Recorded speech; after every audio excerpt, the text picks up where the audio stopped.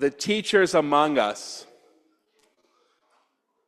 know that ideally we're supposed to have a curriculum and a particular day lesson plans. And often we have supervisors that want us to submit the lesson plans with what we're going to teach on a particular day. And then also as teachers, we know there are times that things come about that we got to throw those lesson plans back in the garbage. So I wrote a sermon for today. And with apologies, I'm going to throw most of this sermon over here. It's Shabbat, so I wouldn't tear it up.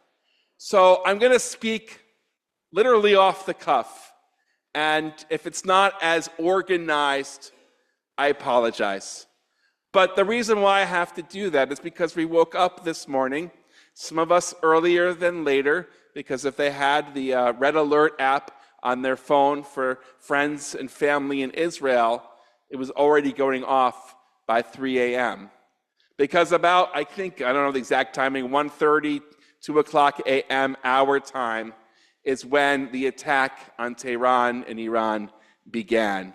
And already by that point, Iran had their plans on how to send ballistic missiles, not just to Israel, but to other countries in the Middle East. So how do I respond? Well, like many of us have been reading the news, and there's always, let's talk about the history. Many of you lived the history. The Wiener family, they come from Iraq. Many of you lived in Iran. I'm just an American kid, born in 1977.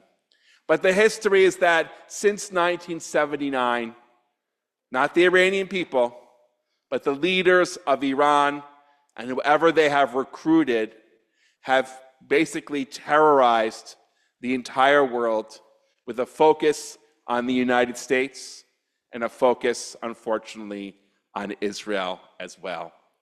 And I want to wish and hear the pundits as well that say it's 2026. While Israel is strong, America is strong. Why are we still going to war? Let's negotiate at the negotiating table. There was progress, wasn't there? We'll say the same thing about anti-Semitism. Isn't there progress the world has learned since the Holocaust? And yet, we go back to the Torah reading that Ziv read for us. Do not forget Amalek. Do not forget, because just the way that the world is, until we can all agree to not hate, hatred is going to be perpetuated. The people in Iran have been taught to hate Israel. It is all over their news. The people of Palestine are being taught, really against their will, because they're children, to hate the Jews, to hate Israel. And so we can wish all we want for it to be modern times, to be 2026, when we should all love our neighbor as ourselves.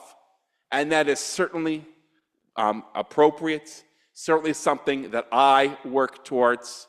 I'll announce later on that tomorrow in the library, we have a program, there's a Great Neck Coalition, that really is trying to practice on a small scale what it means to be tolerant of one another, tolerant of people regardless of the color of their skin and where in the world they come from and how they choose to worship.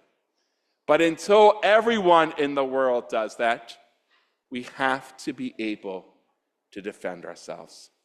And so I think about our brothers and sisters in Israel. I was online this morning, I guess I should say, al chet shechatati, for the sin that I sinned on Shabbat looking online. But one post that really got to me was a Facebook friend, someone I went to camp with, and she happened to be in Israel right now and posts the I am safe type of post. She's in a safe room. All of Israel's in safe room right now, so they did not have a very good Shabbat morning. Some of the safe rooms are already synagogues. They are already decorated to being as much safety and really calm as possible, but it's not always easy. And so this picture was this person of safe room, and she had the picture of two dogs. Again, these are all neighbors that are just put together at a sort of in a random way, and they have to then bond because they're there in their anxiety. And as many of you know, I have a dog, and you can sort of see the people's feelings. You can see dogs' feelings in their eyes. These dogs were scared. These dogs, I mean, there were people petting them, obviously, but they had picked up on all of the anxiety. I was in Israel with a group of people from here in the beginning of December. And it was just a beautiful trip to be on, to see and be with Israelis. And there was this hope that we were going to get out of the trauma. We all knew that Iran was on the picture. It was talked about. And it was like, okay, we have to gird ourselves for the next battle ahead. But there was still that sort of just feeling we can now breathe a little bit. And we have the resilience for when we need to go back into the safe room. And then I'll conclude by mentioning what was going to be in my sermon. So part of our trip for that Shabbat, that Friday night, we went to Robinson's Arch, which we call the Egalitarian Kotel. And Cheryl Moyne led us, I talked about that last time in December, led us in Kabbalah Shabbat, and it was just beautiful. Sherry, sorry, my bad. Sherry left it. Sherry led us, my bad. It was beautiful. Your voice was there too. And right now, that's what I was going to talk about. When Israel gets back to its day-to-day pieces, there is debate and really case now, law, about whether that is permitted.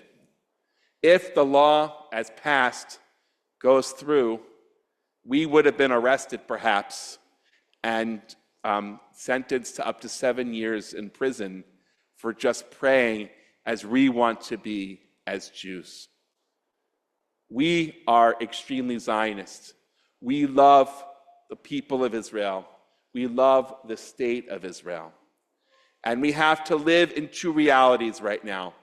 That we are at war. Israel is at war. And so we need to put all of those differences aside and be brothers and sisters in arms. But then we also need to speak up and say, we are just as Jewish as everybody else. And we are only asking that our voices be allowed to be heard in a compromise where you don't want to take away the Orthodox prayer. The compromise was that we were going to be over here, a third way. And why is that not allowed or not enough for our Orthodox brothers and sisters, some of our Orthodox brothers and sisters? There are plenty who are supporting this compromise. So how do I end this little off the cuff? I'm going to end it with Purim. And Purim, we actually hold on to these contradictions. We hold on to, we have to fight our enemies, blot out the Hamans that come in our world. And we also need to celebrate as Jewish people, giving mishloach manot ish l're'ehu, one to their neighbor, to other Jewish neighbors.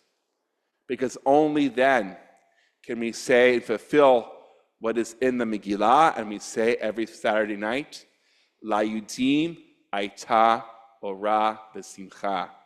To the Jews there is light and joy, Kain Tiheh Lanu. And so I will not stop loving Israel and not stop speaking up for our rights as egalitarian Jews and making sure and hoping that one day we can bring peace and we can tell our Iranian brothers and Iranian brothers and sisters that we are with them, and we just want to be able to return and be there in fellowship. Amen.